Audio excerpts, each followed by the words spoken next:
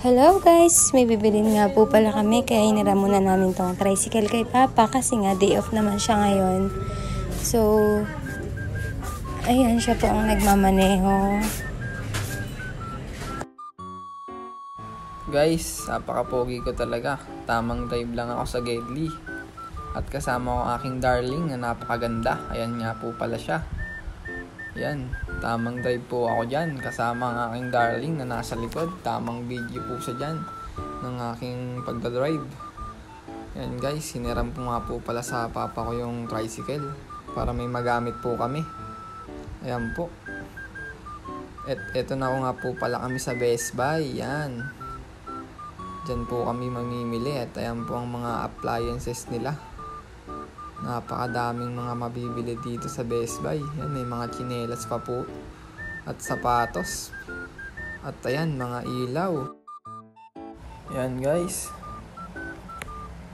Yan nga po pala siya. Tamang pili pa rin. Yan guys, ang ganda niya. Yan guys, may natipuan siya. Kaso ako naman nang naghanap ng aming mabibili. Yan guys, tamang tingin din kami dyan. Tamang lakad at hanap ng mabibili namin. Yan guys, may nakita na kami mga bilihan ng extension. Yan, namimili na kami ng extension, yung medyo maraming butas. Kaso wala pa na masyado kaming isasaksak dyan kasi wala pa kaming masyadong gamit. Kaya sana makapili rin at makapundar para kahit papaano may magamit kami. Pero konting tiyaga lang po sa trabaho. So ayun guys, nagbayad na siya. Inaantay ko na lang siya at nakapila siya. Yan guys, siya na po yung magbabayad sa cashier. Yan guys, konti lang yung mga pinamili namin dyan kasi wala talaga. Konti lang ang aming budget. Yung mga medyo importante lang nabili namin para kahit papaano may mauwi kami sa aming bagong house. Ayan guys, pauwi na po pala kami. At ayan nga po pala ang aming hiniram na tricycle sa aking papa. Ayan guys, nauntog pa siya. Kawawa naman. Ayan guys, tamang drive uli ako at nagbibideo ang aking darling. Ayan guys, naghahanap kami ng mabibilihan ng ulam. Kaya samahan nyo kami. Yan. Ayan nga po pala yung mga pinamili namin. Kundi lang yan.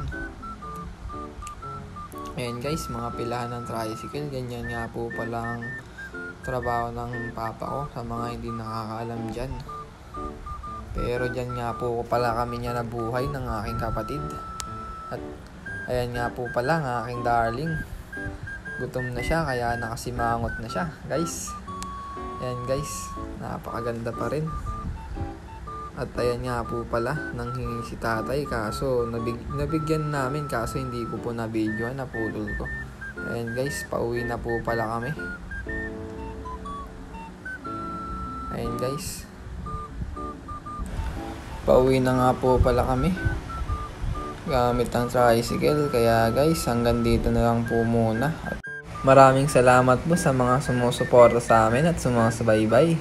Kaya sana tuloy-tuloy lang po ang mga biyayang dumadating sa amin. God bless. Bye-bye!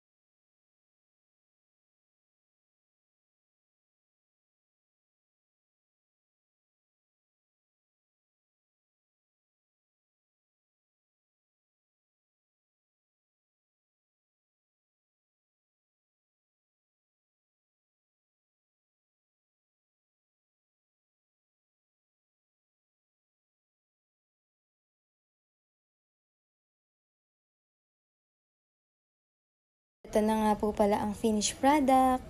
Thank you so much for watching!